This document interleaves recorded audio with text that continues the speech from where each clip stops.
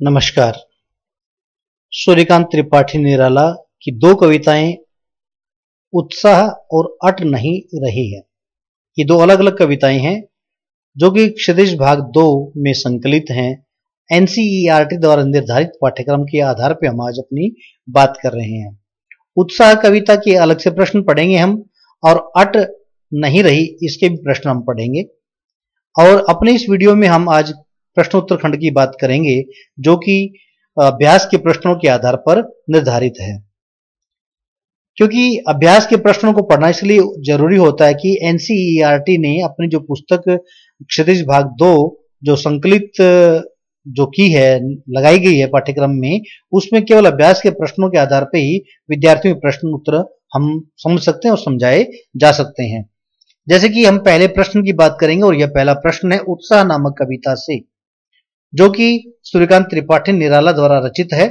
इसमें आप देखिए पहला प्रश्न है, कवि बादल से फुहार रिमझिम या बरसने के स्थान पर गरजने के लिए कहता है क्यों।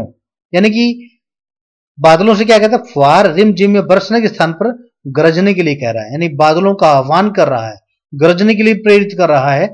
ऐसा क्यों कहा है, यह प्रश्न का उत्तर हमें देना है। आगे उत्तर देखेंगे, कवि ने बादल से फुहार रिमझिम या बरसने के लिए नहीं कहा है, नहीं कहता, बल्कि गरजने के लिए कहा है क्योंकि गरजना विद्रोह का प्रतीक है। क्योंकि गरजना विद्रोह का प्रतीक है। कवि ने बादलों के गरजने के माध्यम से कविता में नूतन विद्रोह का आग्रह किया है। यानी कवि स्वयं अपने जीवन की अथाह परेशानियों से व्यथित हैं, दुखी हैं, इसलिए वह आकाश में उमड़ने घुमड़ने वाले बादलों को गरज कर बरसने के लिए कहता है। गरजो, भयंकर, घेर घेर, धाराधारो, बरसो, यानी इस प्रकार से गर्जना करके वो वर्षा करने के लिए कहता है। कविता का शीर्षक उत्साह क्यों रखा गया?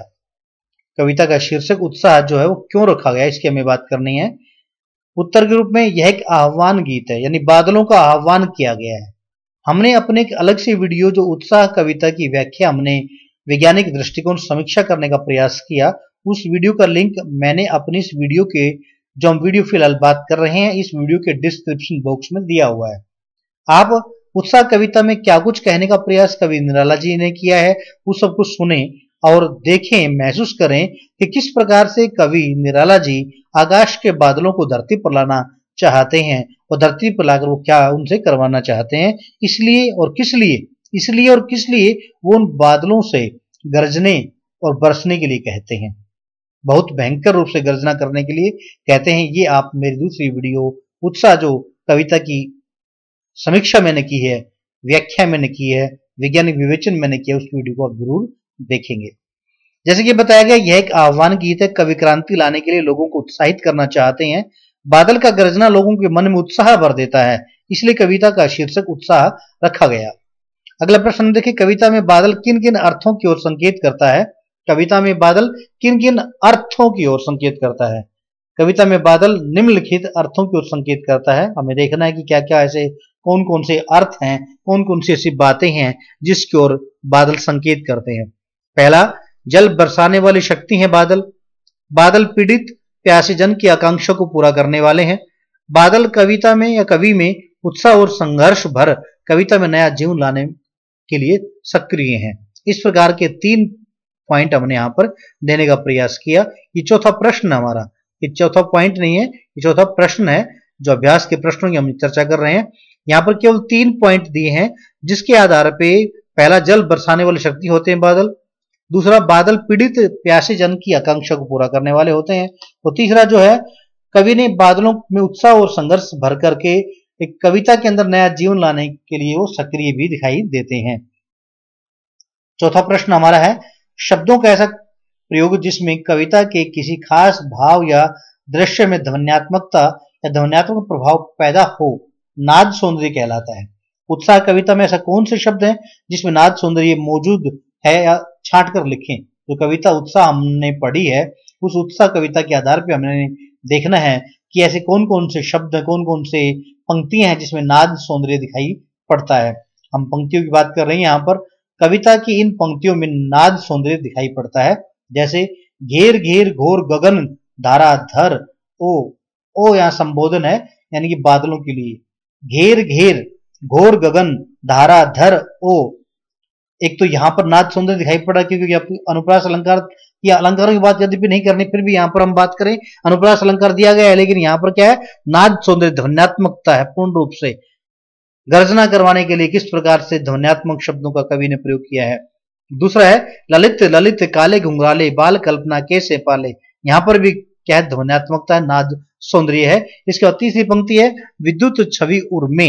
यहाँ पर भी एक तरह बिजली हृदय में भरने का प्रयास करने की और संकेत किया गया, यहाँ पर भी क्या है, नाद सौंदर्य है। इस तरीके से हमने यहाँ पर बात की नाद सौंदर्य की। अब हमारे पास यहाँ दूसरी कविता है अट नहीं रही, जो कि सूर्यकांत त्रिपाठी निराला की जो पाठ्यक्रम में संकलित है। छोटी सी कविता है, बिल्कुल ही सिर्फ 6-7 लाइनों की कविता है। यहाँ पर भी कुछ 2 प्रश्न दे रखे हैं, उनकी बात भी हम करने वाले हैं।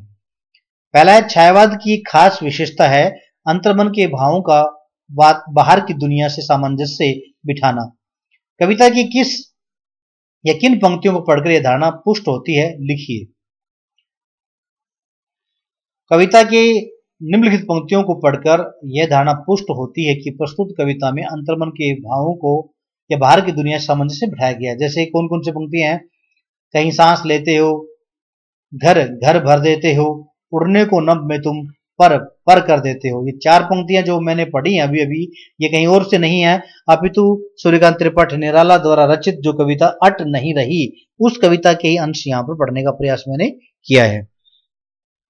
कहीं सांस लेते हो, घर घर भर देते हो, उड़ने को नभ में तुम पर कर देते हो। इस प्रकार से अट नहीं रही जो शोभा है, जो प्राकृतिक शोभा है, आकाश में उड़ने वाले पक्षियों की शोभा है, आसपास के वातावरण की शोभा है, जो मन में समा नहीं पा रही है, उसका चित्रण करने का यहाँ पर प्रयास किया गया है। दूसरा है कवि की आंख फागुन की सुंदरता से क्यों नहीं हट रही। क्योंकि देखिए जो अट नहीं रही कविता है, इसमें प्राकृतिक सौंदर्य का वर्णन और जो फाल्गुन मास होता है उसके सौंदर्य का वर्णन किया गया। उसकी शोभा ऐसी अपरंपार है कि वह आंखों के सामने से हटती नहीं है और मन में पूर्ण रूप से समाती नहीं है। तो यहाँ पर कह रहे हैं कवि की आंख फागुन की सुंदरता से क्यों नहीं हट रही है। उत्तर देंगे फागुन का मौसम तथा दृश्य अत्यंत मनमोहक होता है। चारों तरफ का दृश्य अत्यंत स्वच्छ तथा हरा भरा दिखाई दे रहा है। पेड़ों पर कहीं हरी तो कहीं लाल पत्तियां हैं। फूलों की मंद मंद खुशबू हृदय को मुग्ध कर लेती है। इसलिए कवि की आंख फागुन की सुंदरता से हट नहीं रही है। यानी कि यहाँ पर इन 3 पंक्तियों के माध्यम से कवि ने फागुन की सुंदरता से उसकी जो आंखें हैं, उसका जो मन है, वो अलग नहीं हो पा रहा है, क्योंकि उसकी शोभा इतनी अपरंपार है जिसका कोई और छोर नहीं, जिसको शब्दों में बयां करना संभव नहीं है, और वो उसके हृदय में समाहित नहीं हो पा रही है। इसलिए उसकी आंखें वहां से हटती नहीं है। तीसरा प्रश्न यहाँ दिया हुआ है। तीसरा प्रश्न यहाँ है प्रस्तुत कविता में कवि ने प्रकृति की व्यापकता का वर्णन किन रूपों में किया है। प्रकृति की व्यापकता का वर्णन किन रूपों में किया है। प्रस्तुत कविता अट नहीं रही, कविता का नाम अट नहीं रही है, में कवि सूर्यकांत त्रिपाठी निराला जी ने फागुन के सर्वव्यापक सौंदर्य और मादक रूप के प्रभाव को दर्शाया है। पेड़ पौधे नए नए पत्तों, फल और फूलों से अटे पड़े हैं। हवा सुगंधित हो उठी है। प्रकृति के कण कण में सौंदर्य भर गया है। खेत खलिहानों, बाग बगीचों, जीव जंतुओं, पशु पक्षियों, चौक चौबारों में फागुन का उल्लास सहज ही दिखता है। यानी कि यहाँ प्रश्न पूछा गया था कि प्रस्तुत कविता में कवि ने प्रकृति की जो व्यापकता का वर्णन किन किन रूपों में किया। व्यापकता, फैलाव, प्रकृति का जो सौंदर्य है वो कहाँ का फैला, उन सबका वर्णन यहाँ पर करना था। तो उत्तर के रूप में हमने बताया कि सूर्यकांत त्रिपाठी निराला जो कविता है अट नहीं रही है, इसमें फागुन मास के सर्वव्यापकता का सौंदर्य मादक रूप में बड़े प्रभावपूर्ण ढंग से दिखाया गया, जो कि पेड़ पौधों में नए नए पत्तों, फल फूल और फूलों में अटे पड़े हैं। हवा सुगंधित हो उठी है और प्रकृति के कण कण में सौंदर्य भर गया है। खेत खलिहानों, बाग बगीचों, जीव जंतुओं, पशु पक्षियों एवं चौक चौबारों में फागुन का उल्लास सहज ही दिखता है। अगला प्रश्न देखिए हम, चौथा अट नहीं रही कविता का। फागुन में ऐसा क्या होता है जो बाकी ऋतुओं में नहीं होता या बाकी ऋतुओं से भिन्न होता है। फागुन का जो महीना होता है उसमें ऐसा क्या होता है जो अन्य ऋतु जो होती हैं उसमें नहीं होता। उत्तर देखेंगे फागुन में सर्वत्र मादकता ही मादकता छाई रहती है। प्राकृतिक शोभा अपने पूर्ण यौवन पर होती है। पेड़ पौधे नए पत्तों, फल और फूलों से लद जाते हैं। हवा सुगंधित हो उठती है। आकाश साफ स्वच्छ होता है, पक्षियों के समूह आकाश में विहार करते दिखाई देते हैं, बाग बगीचों और पक्षियों में उल्लास भर जाता है। इस तरह फागुन का सौंदर्य बाकी ऋतुओं से भिन्न होता है। यानी कि फागुन का जो महीना है उसकी जो प्राकृतिक शोभा वो मादकता से भरी हुई होती है, पूर्ण यौवन पर होती है।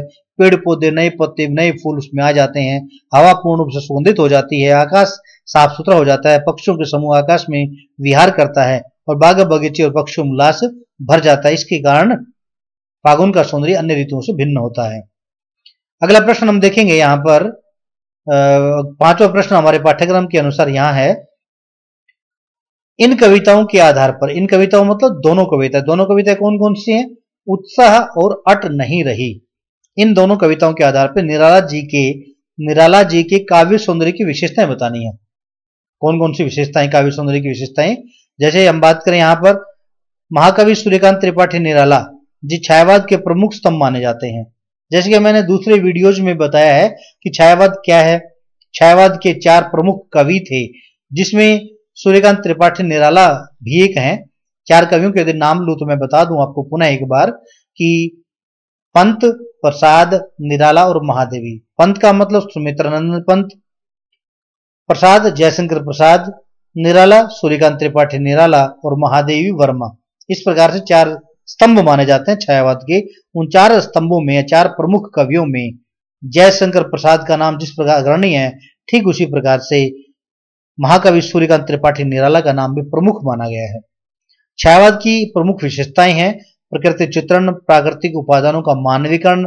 और छायावाद जो 2 महायुद्धों के बीच के समय में जितने भी कविताएं लिखी गई, काव्य लिखा गया, उस छायावाद का नाम दिया गया, क्योंकि प्रकृति का जो सूक्ष्म चित्रण उसमें दिया गया है। स्थूल के प्रति सूक्ष्म का विद्रोह हम छायावाद में मान सकते हैं।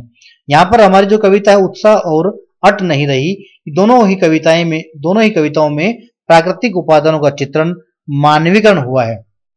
यानी कि हम ये कहें दोनों कविताएं छायावाद की समर्थक कविता हैं, तो कोई अत्युक्ति और कोई अतिशयोक्ति नहीं होगी। काव्य के 2 पक्ष हुआ करते हैं, अनुभूति पक्ष और अभिव्यक्ति पक्ष, अर्थात भाव पक्ष और शिल्प पक्ष। इस दृष्टि से दोनों कविताएं सराहनीय हैं, सराहना करने योग्य हैं, प्रशंसनीय हैं।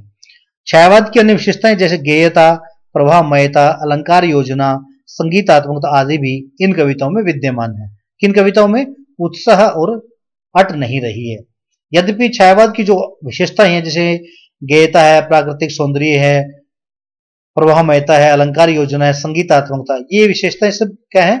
छायावाद की विशेषताएं हैं। छायावाद कालीन जो कविताएं थी उनका चित्रण इन प्रकार की विशेषताओं को लिए हुए होता है। निराला जी की भाषा एक ओर जहां संस्कृत निष्ठ, सामाजिक और अलंकारिक है, तो वहीं दूसरी ओर ठेठ ग्रामीण शब्दों का प्रयोग भी इसमें पठनीय है। अतुकांत शैली में रचित कविताओं में क्रांति का स्वर, मादकता एवं मोहकता भरी हुई है। अतुकांत का मतलब होता है तुकबंदी उन्होंने नहीं की, यानी कि उन्होंने छंद के बंधनों का तोड़ दिया और अपने अनुसार उन्होंने अतुकांत शैली मुक्त छंद में उन्होंने अपनी कविताएं लिखी, इसलिए तुकबंदी उन्होंने कहीं पर नहीं लाया, बनाने की कोशिश कहीं पर नहीं की उन्होंने। इन कविताओं में निराला जी की क्रांति का स्वर, मादकता एवं मोहकता भरी है और उनकी भाषा, किनकी? निराला जी की भाषा सहज, सरल, सुबोध और प्रवाहमयी है। यह हमारे पाठ्यक्रम के अनुसार इस उत्साह और अट नहीं रही कविता, जो कि सूर्यकांत त्रिपाठी निराला द्वारा रचित 2 कविताओं के प्रश्न उत्तर खंड की हमने यहाँ पर बात की है, और इसमें केवल इतने ही प्रश्न संकलित थे। यहाँ इन प्रश्नों के अलावा हम अपने YouTube चैनल का प्रचार एक बार जरूर कर दें कि हमारे YouTube चैनल का नाम है स्मार्ट हिंदी वर्ल्ड। इसे आप सब्सक्राइब करें, बेल आइकन को दबाएं, लाइक करें और शेयर करें। धन्यवाद।